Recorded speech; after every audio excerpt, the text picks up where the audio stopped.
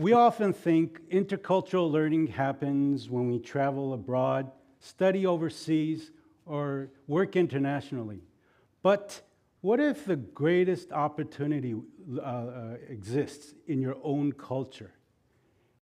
Immigrants are oftentimes processed through economics, labor, and social tension. And in Japan, and as well as many other cultures, the topic quickly becomes polarized. But as for a moment, I ask you to step aside and consider a new idea. Just like the moss growing through the trees and within the ecosystem, it's not about removing a culture or adding a culture. It's about fostering mutual understanding through relationships. In Japan, a Japanese person may learn from the Brazilian immigrant culture as well as the Vietnamese immigrant culture. And vice versa, immigrants can learn from the Japanese culture. It's not about losing identity, it's about growing identity. We often ask, how can immigrants adapt to the society? But perhaps the question should be, how can society grow through the immigrants? Immigrants throughout the world are expected to assimilate, and oftentimes they lose their cultural identity. Many immigrants struggle to maintain their ontological security while adapting. But what if cultural exchange were mutual, adaptation were mutual, and what if we could coexist within the individuals and within communities? With that, a simple but a profound answer: biculturalism is not a compromise between two cultures. Biculturalism is a new modern lifestyle. In Yakushima, Japan, there is an ancient yakusugi tree, a cedar tree that is massive, strong, and magnificent. Alongside grows the moss. No one says the cedar tree matters more than the moss. Both belong, both contribute. Both are part of the ecosystem.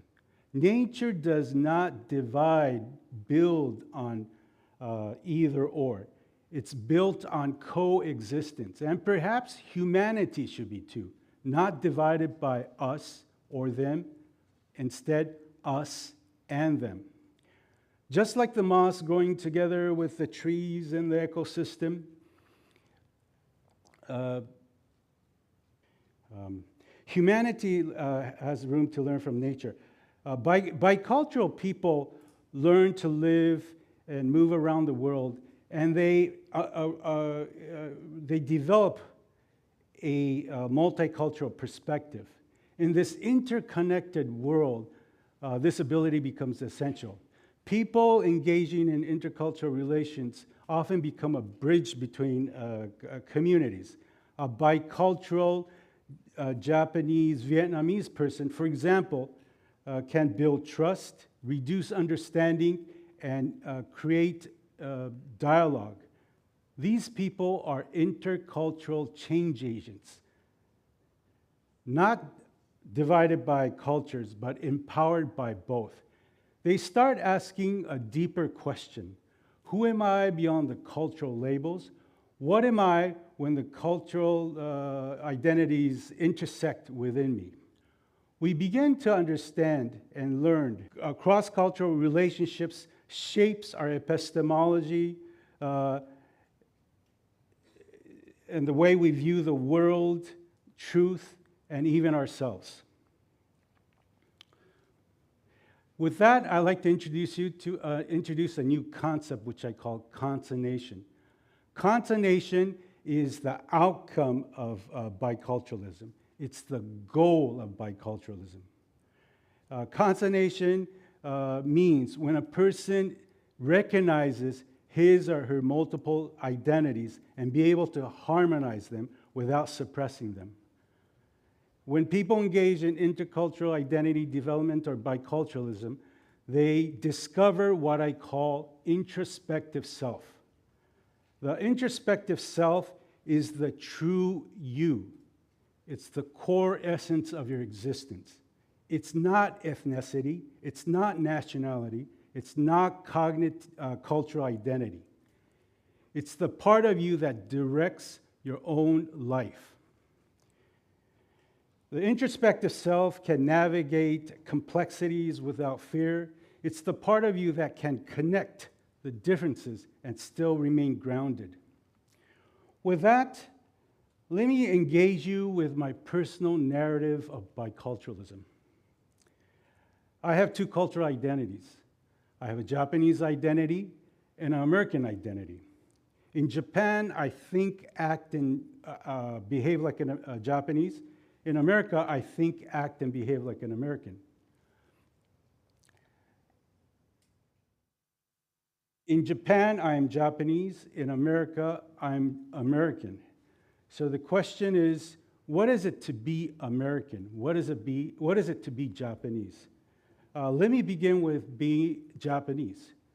Japan is a collective culture where they value harmony. The group mindset is group orientation, and the common adage that represents this mindset is a nail that sticks out is hammered in. What that means is as long as you're in a group, you're fine. But if you are out of the group, if you're an outlier, you're quickly rectified and placed back into the group. Let me give you my hammering experience. This was in my late 40s. I was working at a Japanese private Catholic elementary school as a director of the education program. And my task was to develop the whole gamut of the syllabus, curriculum, etc. One day, the school was engaging in a special event. Students were running around. One boy approached me and asked me a question. Instead of giving a straightforward answer to this boy, I challenged the boy to pursue the answer himself. Later that afternoon, I entered the teacher's office room, and I was approached by a veteran teacher and my hammering experience. Let me step back and give you some context. Whether it's an elementary school, middle school, or high school in Japan, all the schools have teacher's office room where all the teachers collectively work in one room. In the United States, they don't have such a teacher's office room. Individual teachers work individually in each classrooms. Okay, so I enter the teacher's office room. The veteran teacher approached me, and out loud she told me, "The way you instructed the boy was inappropriate. As a teacher, your responsibility is to guide the student step by step and give resolutions." In Japan, it's not about teaching to be assertive or teaching to be self-autonomous. It's about maintaining group-mindedness and a good teacher-student relationship. Now switch to my American identity. Specifically the US American identity. The United States is an individualistic culture where they value expressing your opinion. The mindset is individualistic, and it's important that you verbalize what's in your mind, what's in your heart. The adage that represents this mindset is, "A squeaky wheel gets the grease." And what that means, it's about the bicycle making sounds. Okay, what that implies is that if you speak out loud, people will notice you. So let me tell you my squeaky wheel experience. This was in my early 30s. I was living in Japan, and I was stationed in a quaint city in Southern California called Encinitas, which is a city north of San Diego. to help develop a new graduate school and a research center as the coordinating manager. And one day I was in a meeting with the staff, local staff members, and we had a nice meeting. At the very end of the meeting, the director posed me a question, and I said, I have no thoughts to share. He gave me this look, which I still remember, and it affected me. Let me step back and give you context here. Even though in my early 30s I spoke English, my mindset was Japanese. I came from Japan. I was constantly reminded by my beloved mother as a mantra, silence is gold, silence is gold. And that's the way I really behaved. So in the meeting, I presented myself more as a listener than a presenter. But as I mentioned, the director gave me a look. I did something I've never done in my life before. I knocked on the director's door, opened the door, and mentioned our interaction earlier was not exactly what I expected. And to my surprise, he apologized, and our relationship became better. So that was a pivotal moment in my life that I started developing my American identity. As I mentioned, I have two cultural identities. I can live and function in Japan. I can live and function in the United States. However, this development did not come to me easily. There were a lot of challenges. I had no guidelines. I had no role models. It was a hardship, trial and error.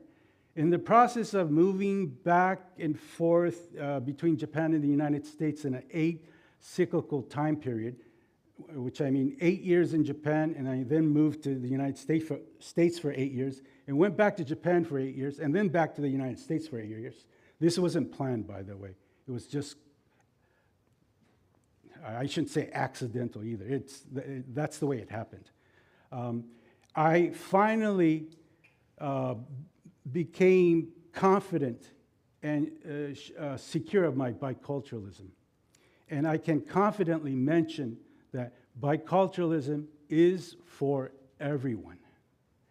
And the reason why I'm talking to you in front of this, to convey to you that biculturalism is a new, modern way of life for everyone in this unfolding world who chooses to be. Before I end my speech, let me give you some tips of how to develop biculturalism. I call it the 5 canons of bicultural development. Number 1, when you enter a new culture, you have a choice. Okay, this is an important concept. Oftentimes, people assimilate to the dominant culture, mainstream culture, but you have a choice to maintain the ethnic culture, heritage culture, as well as develop a bicultural identity. The key word is choice. Oftentimes, there's a political agenda that sort of steers you towards becoming assimilated. But there's a choice. Number 2, when you enter a new culture, you need to accept the culture. If you reject it, biculturalism is not your path. Number 3, you need to participate in both cultures. And the word I like to use is function. This implies sustaining a life in both cultures. That could be mainly working or volunteering or being part of the community. Number 4, you need to alternate between the two cultures. If you remain in one culture, if you choose to develop one cultural identity, biculturalism is not your path. And then finally, you need to maintain a relatively healthy, balanced bicultural identity. So last but not least, why does this matter? Why am I talking about this? As you see, the world is getting very complex, interconnected, and with the proliferation and advancement of technology integrated with AI, our new world is constantly being re-innovated, emerging. New realities are constantly being emerging. Okay, we need to make sure people are not afraid of the differences and not fixed to one reality, but expansive. They need to go beyond the consciousness of you or me, and even not only simply you and me. Remember, immigrants, when they enter a new culture, they have a lot of challenges, and oftentimes they have to hide their cultural identity to survive. But as the moss grows together with the trees and the ecosystem, all cultures value. We're probably not heading towards becoming a monocultural society. We're heading towards becoming intercultural. With that, for the last time, I repeat myself, biculturalism is a new, modern way of living, if you choose to, in this unfolding new world. Thank you very much.